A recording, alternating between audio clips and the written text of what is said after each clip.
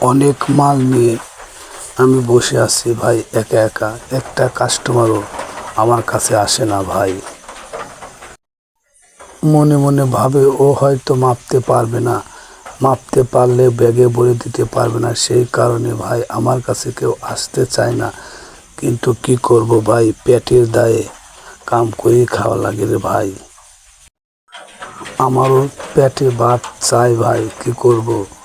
এত কষ্টের মাঝেও আমি, এত বৃষ্টি ভাই, তারপরও সকাল সন্ধ্যা পর্যন্ত আমি বৃষ্টিতে ভিজে ব্যবসা করতেছি। কত কষ্ট করি ভাই, আপনারা একটা সাপোর্টের জন্য ভাই আমি এত পরিশ্রম করি।